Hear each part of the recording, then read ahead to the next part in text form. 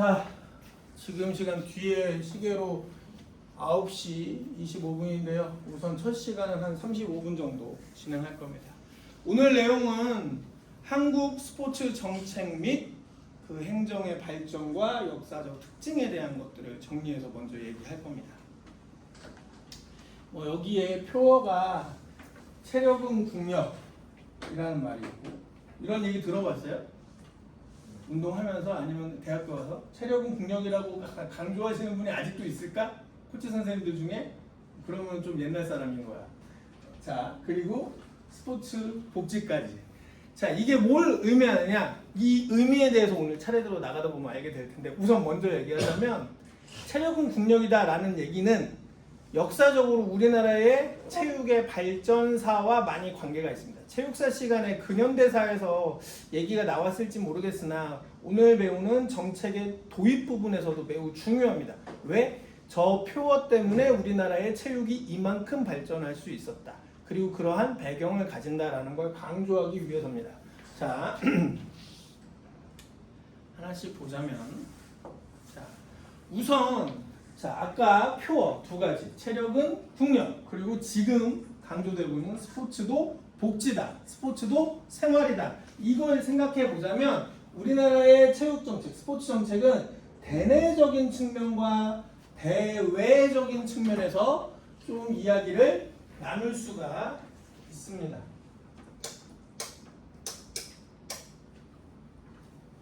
대내적으로는 현재 국민의 건강과 그리고 여가 생활을 선용하는 데 스포츠를 이용하자. 그리고 대외적인 측면에서는 여러분들과 같은 전문 체육 선수들이 시합을 대회를 잘 치러서 메달을 따서 미디어에도 나가서 외국 사람들에게 아니면 다른 나라의 일종의 우리나라를 홍보하는 수단으로서 활용한다 라는 측면을 강조해서 스포츠 정책을 크게 두 가지 형태로 봅니다. 그럼 결국에는 스포츠란, 우리나라의 스포츠란 전문 체육과 생활 체육 두 가지로 나누어질 수밖에 없겠죠. 그런 환경적 특성을 가지고 있다. 다만 과거에는 중앙정부가 캐리했어. 멱살 잡고 끌고 왔어. 우리가 하라는 대로 해. 따라만 와. 돈 줄게, 예산 줄게, 만들어 줄게, 따라만 와 라고 강요하고 강조했어요. 그리고 그 시절의 국민들은 그게 맞다라고 생각했어요. 하지만 지금은 여러분들도 대학 생활이 그렇죠.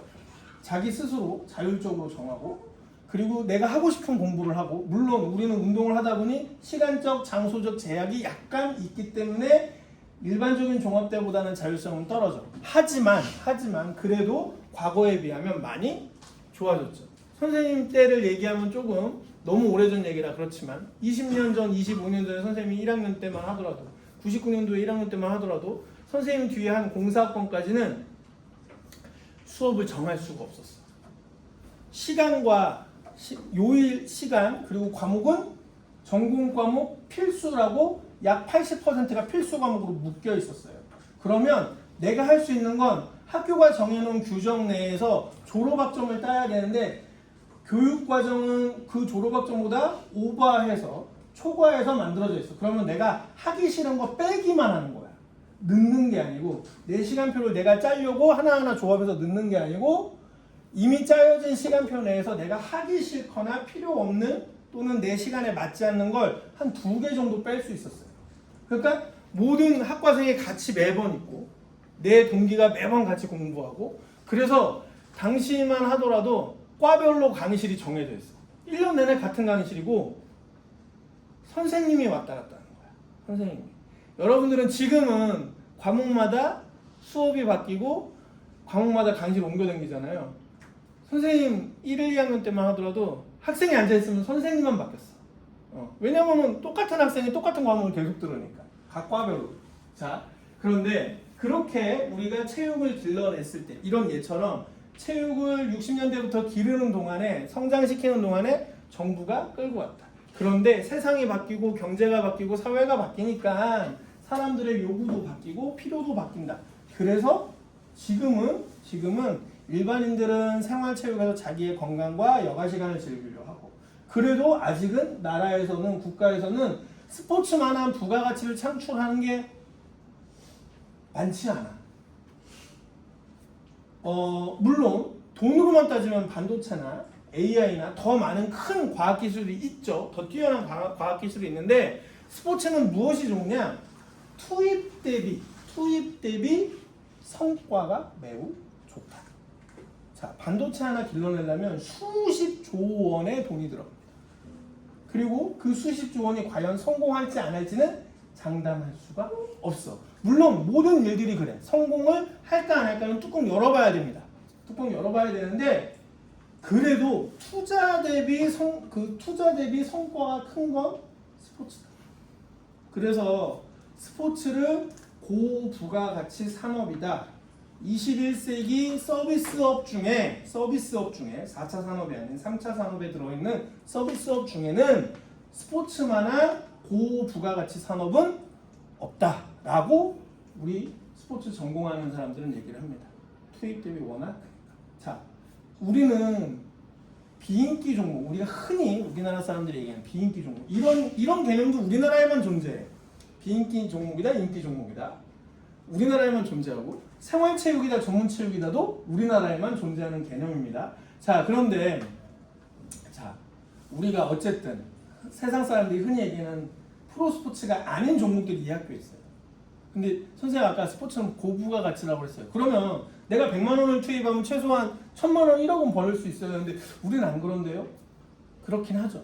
그런데 프로스포츠들을 보면 연봉 작년까지 2천만 원 받던 친구들이 어느 날 갑자기 자기가 인기가 오르고 성적이 오르면 어느 날 갑자기 5억, 10억도 받고 40억도 받아요. 그렇죠? 굉장히 큰 조금 노력하고 조금 더 남들보다 경쟁해서 이김으로써 내 뒷사람보다 큰 돈을 벌 수 있다. 그리고 그 돈이 또 다른 광고, 홍보, 마케팅의 수단이 되니까. 여러분들이 잘 아는 우리나라에서 제일 돈 많이 버는 스포츠 스타가 누구예요? 그냥 이름 아무나 대봐. 생각나는 사람. 누구? 손흥민 또 누구? 그래, 예전에 김연아도 있었고 그 전에 수영의 박태환도 있었고 프로스포츠가 아니어도 본인이 얼마나 운동을 해서 경쟁력을 쌓았느냐 그리고 그 경쟁력이 미디어에 어떻게 비추어지느냐에 따라 완벽하게 달라집니다. 그래서 고부가가치라고. 그것도 그 선수만 돈 버는 게 아니에요. 그 사람을 후원해준 회사까지 돈 벌죠. 김연아를 후원했던 KB국민은행도 돈 벌었고 박태환을 후원했던 SK텔레콤도 돈 벌었고 그리고 손흥민 광고모델 엄청 나오죠 요즘도. 그쵸? 심지어 스포츠는 은퇴 이후에도 인지도만 있고 인기만 있다면 돈을 벌게 만들어줘. 여러분들은 안정환 선수가 뛰는 걸 실제로 봤어요? 못 봤잖아. 그쵸? 근데 지금 TV에 나오는 안정환이 누군지 알고 있지. 뭉쳐의 찬다에서 나오는 그 선수가 누군지 알고 있죠. 그쵸? 그런 거. 자, 그래서 어쨌든 국가가 스포츠를 정책적으로 이렇게 키우고 있다. 서비스업이고 사실 성장이 어느 정도 완료되기 전까지는 밑빠진 독에 물 붓기처럼 계속 투입이 됩니다. 여러분들 여기까지 운동하는데 물론 부모님이 노력 많이 하셨어요. 하지만 학교를 넘어올 때마다 초등학교, 중학교, 고등학교를 넘어올 때마다 거기 있는 시설들은 엄마가 해준 게 아니지. 아빠가 해준 게 아니죠. 누가? 나라에서 교육부에서 문화체육부에서 해준 거. 그렇죠? 그거 다 통이잖아. 누구에도 국민들 5천만이 세금 내서 모은 돈이 문체부에 들어갔다가 문체부에서 다시 학교나 운동부로 들어온 거죠. 그렇죠? 자, 그런 투입이 끊임없이 이루어져야 돼. 끊임없이 이루어진 다음에 그 어떤 선수 하나만 성공하면 그 종목이 성공하고 그 종목이 성공하면 주변 종목, 비슷한 유사 종목이 또 성공하게 된다라는 거. 자, 그래서 스포츠는 고부가가치 산업이라고도 부르고 있다. 자, 오늘 핵심은 딱 요거 한 페이지라고 생각하면 돼요. 사실 뒤에는 이걸 다 풀어서 설명한 거야. 첫 번째, 80년대 이전에 우리나라의 체육은 어떠했는가? 두 번째, 90년대에 우리나라의 체육은 어떠했던가? 세 번째, 2000년대 이후에 우리나라 스포츠는 어떠했는가? 요게 핵심 페이지입니다. 요것만 잘 기억하고 공부하면 기억해 놓고 있으면 뭐 중간고사에 예상 문제 3문제 중에 2문제 선생님 온라인으로 낼 건데 논술형으로 서술형으로 잘 기억하고 있으면 크게 어렵지 않을 겁니다. 우선 핵심부터 우리가 두 가지식으로 봅시다. 80년대 이전 정부 주도의 전문체육, 즉 정부가 캐리해서 전문체육을 키워서 체육하는 사람들을 만들어놨다. 그 이유를 말해줄게요. 이제 천천히.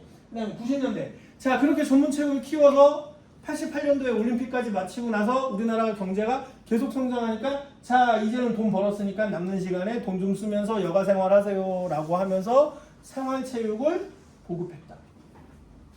그 이유도 있습니다. 이게 자연스럽게 커질 수밖에 성장할 수밖에 없었던 이유가 있고 그 다음에 2000년대 이후에 스포츠 복지 자 우리나라가 더 경제가 성장해서 여가 선용을 막 하다 보니 문제는 수입 그러니까 즉 경제력의 차이에 따라 어떤 사람은 건강하게 살고 어떤 사람은 건강하게 못 사는 상황이 벌어질 수 있어. 그런데 민주주의 사회, 자본주의 사회 그리고 정부가 국민을 잘 보살피는 정상적인 자유민주주의 국가에서 누구는 돈이 없어서 건강하지 못해서 일찍 죽고 누구는 돈이 많아서 병원을 다니던 운동을 하던 건강하게 몸 관리를 해서 오래 살고 이거는 뭔가 국가의 경쟁력을 유지하는 데 문제가 있다라고 해서 나오는 이야기가 바로 스포츠 복지입니다. 돈만 주고 생활을 열심히 살고 물건 사주고 뭐 이런 거 집대 주고 해서 잘 살게 하는 것도 좋지만 스스로 잘 살 수 있으려면 돈을 잘 벌려면 몸이 건강해야 되잖아. 그래서 그 건강이라는 걸 나라에서 아주 근본적인 문제죠. 내가 아무리 돈을 벌고 싶어도 아프면 회사 못 나가. 일을 못 해.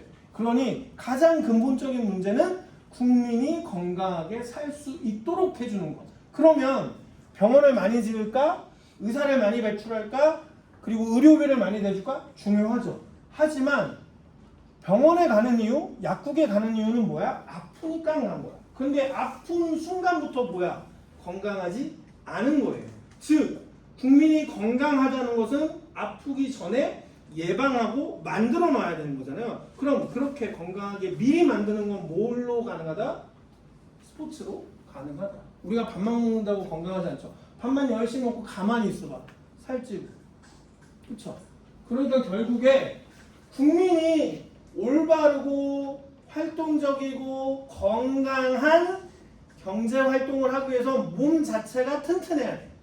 그래서 스포츠 복지라는 개념을 갖고 옵니다. 그래서 이렇게 정책 얘기를 한번 해볼 거예요. 그래서 핵심은 요거다. 자 그러면 시대별 변차 80년대 이전 민간 주도와 국위 선양인데 80년대 이전에 여기서 민간 주도라 함은 민간이 정부의 말을 잘 듣고 잘 끌려왔다 이 얘기예요. 자 그래서 여기서 민간 주도 그래서 대한체육회가 만들어지면서 체육의 환경이 확장되고 막 시작을 하고 그리고 체육이 여러 분야로 나누어지면서 시스템화되었다라는 얘기. 자 그래서 그때 당시에는 문화체육관광부가 아니고 문교부라 했고요. 63년도까지 그리고 학교체육 중심의 교육적 관점. 여기서 중요한 건 63년도까지 그러니까 지금 한국전쟁 6.25가 끝나고 나서 60년대 초반까지 왜 민간주도라 부르느냐? 대한체육회를 중심. 이때는 나라가 막 예산을 투입한 게 아니고 체육을 빨리 알아야 돼. 체육이 뭔지 국민이 이해를 해야 돼서 대한체육회라는 곳에서 체육은 이런 겁니다. 사이클도 있고요. 야구도 있고요. 이런 종목 합쳐서 대한체육회 만들어서 우리가 체육 활동을 할 거예요. 라고 하는 거죠. 그래서 대한체육회는 공무원들이 있는 진짜 완벽한 전임 공무원들이 일을 하는 곳이 아니기 때문에 민간 주도라 부른다. 이때에는 자 그래서 여기서 얘기하는 정책의 초점 학교 체육 중심의 교육적 관점이라고 했는데 이건 뭐 때문이냐? 자 왜 학교 체육 중심의 교육적 관점을 강조했느냐? 이때는 자 우리가 6.25가 끝난 지 얼마 안 돼요. 나라는 완전히 폭삭망해버렸어. 폭삭망해버렸어. 땅은 불모지야. 아무것도 없어. 그런데 그걸 일으켜 세우려면 뭐가 필요해요? 산업이라는 걸 일으켜 세우려면 첫 번째는 당연히 우리가 생각할 수 있는 건 돈이겠지. 하지만 돈이 있어도 그걸 가지고 일할 사람이 없으면 안 되겠죠. 근데 그 사람도 튼튼해야죠. 그쵸? 먹을 것도 없고 땅은 불모지야. 근데 먹을 것도 없단 말이야. 그런데 도대체 노동력이라는 것이 힘만 있다고 될까? 아니, 지식도 있어요. 지식도. 힘만 있어야 되는 게 아니고 지식도 있어야 돼요. 그러니 그걸 누구에게나 이해시키고 이렇게 공부하고 운동해서 튼튼하게 몸을 만듭시다라는 걸 우리가 흔히 교양한다고 하는데, 교양을 이해시켜서 이게 사람이 해야 되는 일이야. 이 사람이라는 개체가 사회의 구성원으로 태어났을 때 이런 걸 해야 돼 라고 인식시키는 건 뭐야? 교육이야. 여러분들이 학교에 안 오면 이런 거 배울 수 없죠. 우리는 이제 막 전제 군주 시대를 벗어났고 막 일제강점기를 벗어났고 그랬더니 전쟁이 터져서 민주화가 뭔지 자유주의가 뭔지 민주주의가 뭔지 시장경제가 모르는 상황에서 갑자기 시장경제가 뚝 떨어졌어. 하늘에서. 한국전쟁이 휴전되면서. 그러면 산업화 시켜야 되는데 그때 당시에는 동남아시아가 우리나라가 훨씬 잘 살았어요. 바다 건너에는 동남아시아나 중국보다 우리가 더 잘 살고 싶은데 그러려면 좋은 노동력이 있어야 돼. 그 노동력의 구성 요소는 지식과 체력이야. 그러면 그걸 누군가는 교육을 해야 되는데 어디서 할 수밖에 없어? 학교에서밖에 할 수 없죠. 왜? 각자가 하려니 돈이 너무 비싸거든. 그러면 의무교육이라는 시스템을 빌려서 나라가 교육시켜준 거야. 우리가 나라는 당연히 국민을 먹여 살려야 되니 국민을 먹여 살리기 위해서는 돈을 벌어야 되고 그 돈을 버는 일들은 국민이 서로 분담해야 되는 거야. 그러면 그 국민들이 좋은 능력을 가지고 있어야 되니까 학교에서 교육을 할 수밖에 없고, 자, 지식은 가르쳐주는데 그럼 체력은 어떻게 하지? 그것도 학교에서 가르쳐줘. 왜? 왜 그게 가능하고 왜 그렇게밖에 생각할 수 없느냐? 지식을 학교에서 얻었는데 체력은 알아서 들으세요 그러면 집에다가 헬스기구 놓고 혼자 막 운동할까? 그럴 시대가 됐을까? 아니라고. 그러면 결국에 그런 시설과 환경과 장비가 있는 곳은 어디야? 학교잖아. 지금도 지방자치단체, 그러니까 지역사회에 가보면 사설 스포츠센터나 아니면 여러 가지 운동, 스포츠를 즐길 수 있는 환경이 구비되지 않은 곳들은 어떻게 하고 있어요? 초등학교나 중학교를 개방해서 운동장 쓰세요. 아니면 실내체육관에 그 지역 동호회들 빌려서 쓸 수 있게 해주고 한단 말이에요.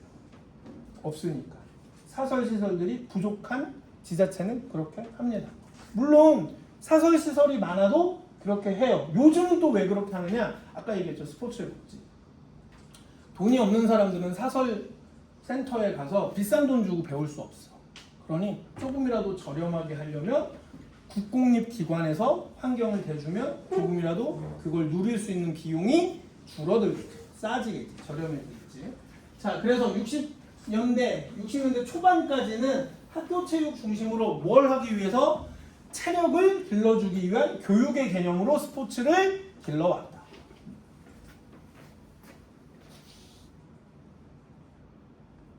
자, 그럼 이제 60년대 초반부터 80년대 직전 79년 70년대까지는 대한체육회가 이제 종목 연맹들을 다 규합을 하고 그렇게 종목별로 선수들을 운용하는 가운데 우리나라가 정말 못 살았어도 아주 일제강점기 일찍부터 올림픽도 나갔고 아시안게임도 나갔단 말이에요. 그걸 다 대한체육회라는 곳에서 해왔었고, 자, 그렇게 놔두지 말고 정부가 아예 한번 잘 끌어보자. 왜 이랬을까? 이때는 79년도까지 70년대까지 우리나라가 그냥 대한체육회가 알아서 하게 예산 주고 그냥 끝내지 말고 그냥 정부가 아예 그냥 끌어당기자. 잘 끌어보자. 우리 학교 언제 생겼어요? 딱 요맘때쯤 설립을 준비했어. 70년대 말에. 왜 그랬을까를 생각해보면 쉬운 이유가 있어요. 쉽게 생각할 수 있는 이유가 있는데 뭐냐면, 자, 63년도까지 대한체육회가 이제 동네에 좀 자전거 잘 타는 사람이 있으면 자전거 타라고 시합 내보내고 좀 잘 뛰는 사람이 있으면 육상대회 내고 이랬었어. 근데 그렇게 하다 보니 어느 날 보니까 우리나라 진짜 못 사는데 TV연대 집집마다 없는 시절인데 선수가 국제대회에 나가서 금메달을 갑자기 따오고 그 금메달을 따니까 유명해지고 그리고 전 세계에 알려지는 거야. 누구누구다. 송기정. 그렇죠. 아니면 또 레슬링의 어떤 선수도 우리가 체육사 시간에 배운 뭐 유명해져. 그걸 딱 보더니 국가에서 야 우리가 지금 먹고 살기도 힘들고 자원도 없고 우리가 다른 나라에 비하면 뭐 외국에다 수출할 것도 없는데 운동선수 하나 잘 기르니까 우리나라가 유명해지네. 이제 전쟁 끝난 지 얼마 안 돼서 겁나게 못 사는데 유명해졌어. 야 이거 잘 됐다. 우리가 뭐 내세울 건 없는데 이거라도 하자. 그래서 정부에서 야 체육 좀 길러봐. 근데 이런 개념이 가능했던 이유 첫 번째 당시만 하더라도 군사정권이었다. 두 번째 북한과 대치 중에 사상을 서로 경쟁하고 있었다. 공산주의가 좋은 시스템인지 민주주의가 좋은 시스템인지 그때 당시만 하더라도 그 사상을 가지고 경쟁하던 시기예요. 아직 북한과 남한이 경제력 차이가 아주 크지 않던 시기. 지금 너무 차이 나죠. 근데 그때만 하더라도 북한이 더 잘 살았어. 75년도까지만 하더라도 북한이 우리보다 잘 살았어요. 우리보다 2배 잘 살았어. 그런데 자유주의가 좋다라고 강조할 일이 크지 않은 거야. 경제력에서 차이가 나니까. 근데 운동선수들이 나가서 메달 따오고 전 세계에서 와 한국 대단하다. 되게 못 사는 나라인데 금메달을 따. 대단한 나라다. 라고 방송이 되고 나오고 유명해지니까 이거야. 우리가 지금 당장에 수출할 것도 없고 머리가 뭐 교육이 잘 돼서 사람들이 뭐 외국으로 나가서 일을 할 것도 아니고 지금의 뭐 예전에 박찬호, 박세리 뭐 이런 사람들 아니면 우리나라에 뭐 컴퓨터 잘하는 유명한 사람들이 외국 가서 유학하고 막 이런 거가 안 되던 시절이에요. 아직 뭐 그게 되지 않는 시절인데 운동선수 하나 잘 길러놓으니까 이 선수 하나가 외국 가서 메달 하나 따왔더니 우리나라가 유명해지는 거야. 오케이 그래 우리가 전문 체육이라 해서 체육 선수들을 성장시킬 수 있는 양성할 수 있는 시스템을 만들자. 그래서 정부주도가 시작돼. 북한하고 체제 싸움을 그런 개념이 훨씬 컸어. 그리고 그럼에도 불구하고 법적 제도를 만들었다고 해서 그렇게 운동선수들이 따박따박 군인처럼 따를 수 있었느냐? 가능했어. 왜? 군사정권이었기 때문에 그런 모습이 당연한 나라였어. 아직 전제 군주 시대를 벗어난 지 30년이 안 된 나라잖아. 왕이 있었던 나라예요. 일제강점기도 겪어서 다 국민들이 그 이전에 백성이라 불렀죠. 국민들이 강제로 살던 시대였어. 누군가의 강압에 의해서 누군가의 권력에 의해서 강제로 살던 시대라고. 그게 아직 남아있는 거지 인식이. 그래서 나라가 하나니까 끌려가기 쉬워. 그리고 심지어 군사정권이어서 군인들은 어때요? 딱 규칙 하나 만들어 놓고 상하 서열에 따라서 복종관계잖아. 하라면 해. 그래서 우리나라의 체육 문화가 우리나라의 스포츠 문화가 아직도 여러분들 운동부에 운동하면서 어렸을 때부터 하면서 느끼겠지만 아직도 그래서 체육에는 서열 문화가 강해. 군사 문화가 스며 있어서. 외국은 우리는 그냥 우스갯소리로 이렇게 얘기해요. 운동하는 사람이 이런 표현을 많이 쓰죠. 그러면서 운동하는 사람이 위아래가 없네. 운동하는 사람이 뭐뭐하네. 막 이런 표현을 쓰는데 그런 표현이 나왔던 이유가 군사정권 시절에 군사 문화가 체육하는 사람들의 문화 속에 자연스럽게 들어오면서 우리가 그냥 그렇게 받아들여. 선생님, 코치, 감독은 나의 매우 윗사람이고 1년 선배도 매우 윗사람이고 무슨 1병, 2병, 1병, 3병 병장 하사 따지듯이 서열순위 돼버린 거죠. 그런 문화가 아직까지 잔존하고 있다. 그런데 그랬었기 때문에 그런 군사 문화가 스포츠 문화에 깃들었고 그런 북한과의 사상 경쟁 때문에 정부가 명분을 잘 만들어서 전문 체육이라는 걸 거대하게 키울 수 있는 이유이기도 했다. 배경은 조금 안타깝지만 배경은 조금 아쉬운 면이 있지만 어쨌든 여러분들이 다른 나라의 학생 선수들에 비해서 매우 생각보다 편안하게 운동할 수 있어요. 내가 말하는 편안함은 뭐냐? 여러분들 편안하게 진짜 편안하게 내 맘대로 자유롭게 운동한다가 아니고요. 다른 나라는 다 자기 돈 가지고 자기가 코치를 사서 쓰고 해야 돼요. 자기가 코치를 사서 쓰고 자기가 쫓아다니면서 팀을 바꿔야 돼요. 근데 우리나라는 운동만 잘하면 알아서 바꿔주죠. 운동 잘하면 코치 붙여줘. 그런 시스템이 그나마 이 시기에 그러한 시스템이 만들어졌다. 그래서 정부가 주도를 한다. 자, 이때는 일명 스포츠 공화국이라 부릅니다. 즉, 이 얘기는 뭐냐? 스포츠로 시작해서 스포츠로 끝나는 국가가 스포츠에 완전히 빠져있던 시대. 아까 얘기했던 거. 군사정권에서 사상 경쟁, 사상 체제 경쟁에서 스포츠가 너무 좋다라는 거에다가 플러스 하나 더 있어요. 자, 70년대 군사정권까지 그때 당시 그러니까 누구냐? 박정희 대통령이 있던 그 시절까지만 해도 군사 문화가 스포츠로 들어오고 공산주의랑 민주주의, 자유민주주의가 사상 경쟁을 해야 되고 그리고 못 사는 나라가 잘 사는 나라처럼 보이게 하기 위해서 체력은 국력이다라는 걸 강조하고 해서 체육의 법적 제도를 기틀을 마련했다라고 했는데 여기서 그러면 아까 70년대랑 지금이 뭐가 다르냐? 80년대가 뭐가 다르냐? 이때는 하나 플러스가 됩니다. 뭐냐? 아까 얘기했던 거에 플러스 우민화 정책이라고 해요. 그리고 여기에 꼭 붙는 것이 3S. 체육사 시간에도 한번 했을 거예요. 체육사 수업을 배웠던 사람은. 자, 80년대는 그래서 스포츠를 통해서 통치를 하고 스포츠를 통해서 국민을 교육하고 스포츠를 통해서 나라가 건강하고 뛰어나다는 걸 홍보하던 시대야. 그래서 스포츠 공화국이라 불러요. 그래서 이 80년대 뭐 했어요? 아시안 게임 했죠. 서울 아시안 게임 86년도, 88년도 서울 올림픽. 우리나라 경제사정으로는 불가능한 일이었어. 우리나라 경제사정으로는 올림픽을 하면 안 되는 나라. 근데 했다고. 왜? 저것 때문에. 아까 얘기했던 사상 경제체제 다 포함해서 우민화 정책까지 저것들 때문에. 자, 여기서 말하는 우민화 정책이란 뭐냐? 우민화. 국민을 바보스럽게 만든다. 바보로 여긴다라는 뜻인데 여기에 3S에 세 가지가 들어갑니다. 첫 번째 스크린, 영화. 두 번째 스포츠, S. 그 다음에 성을 뜻하는 그 영어, S. 그리고 3S. 이 세 가지를 강조해서 국민을 바보로 만드는 거야. 스포츠에 빠지게 만들고 영화에 빠지게 만들고 그리고 그것에 빠지게 만들고.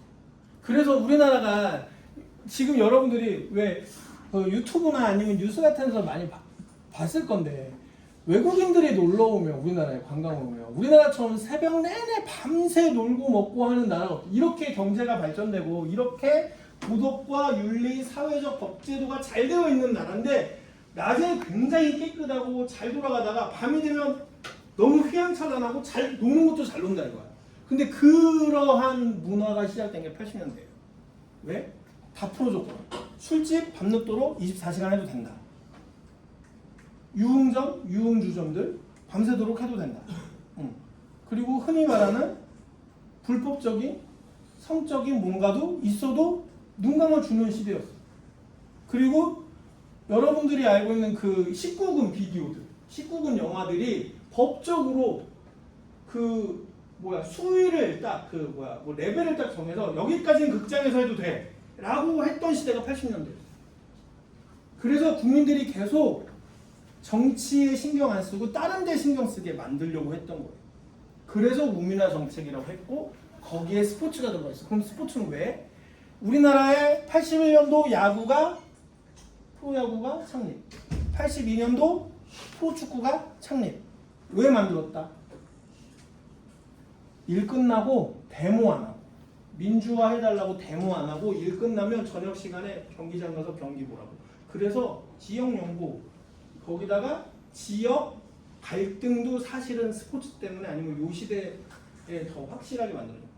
실제로 역사를 돌이켜 근현대사를 돌이켜 보면요, 우리나라에 흔히 말하는 그 지역주의 있죠. 왜 경상도와 전라도 뭐 이런 문제들, 아니면 충청도는 중립이다 매번, 그리고 서울은 똑똑한 척한다 뭐 이런 것들, 그런 지역주의가 서로 간에 지역 간에 갈등이 생긴 게요 70년대 없었어요. 역사적 사실을 보면 전혀 없었어. 전혀. 근데 그게 언제 생기느냐? 이때 생기는 거야. 80년대. 그래서 이걸 우미나 정책이라고 합니다. 전라도 경상도 딱 갈라놓고 해태 타이거즈, 지금의 기아 타이거즈죠, 광주, 그리고 삼성 라이온스, 대구죠. 붙으면 무슨 지역 간에 응원전 하면서 그걸 막 부추겨. 미디어에서. 실제로 부산 롯데인가 대구 삼성인가 해태 타이거즈랑 해갖고 해태 타이거즈가 계속 이기고 있던 시절에 버스까지 불태웠잖아, 관중들이. 그런 시절이었어. 근데 그게 70년대 안 그랬다고요. 지역 간의 갈등 없었어. 이 정도로 심하지 않았어요. 그 80년대 90년대만큼. 근데 이걸 하면서 그게 굳어진 거야. 굳어져 버린 거야. 자, 이거 반대로 썼구나 지금. 프로축구 프로야구가 출범하고, 그 다음에 86 아시안게임, 서울올림픽 하게 되면서 스포츠로 국력이 성장했다는 걸 홍보하는 방법을 완벽하게 깨우쳤어요. 그리고 그때 특히나 군사정권 시절에 국민들의 시위와 데모가 심한 과정에서 그걸 조금이라도 잠재우기 위해서 관심사를 돌리려고 스포츠 스크린 그걸 이용했다. 3개. 그래서 3S 정책이라 하면서 우미나 정책이라고 합니다. 이 3S 정책이란 말이 그때 존재하진 않았어. 지금에 와서 문화학자들, 체육학자들이 용어를 만든 거예요. 근데 사회학자들이 일반적으로 하는 말은 이제 우미나 정책이라고 부릅니다. 우미나 정책. 근데 우리나라에서는 명확하게 이건 우미나 정책, 이 3S 정책은 우미나 정책에 들어간다라고 표현을 하죠. 자, 근데 어쨌든 그래서 스포츠를 이용해서 국민을 통치하고, 그리고 스포츠를 통해서 경제가 잘 일어난 것처럼 보이게 만들고, 그리고 스포츠를 키워주고 해서 스포츠 공화국이라는 별명을 갖게 되었다. 뒷시계로 10분만 쉬고 합니다.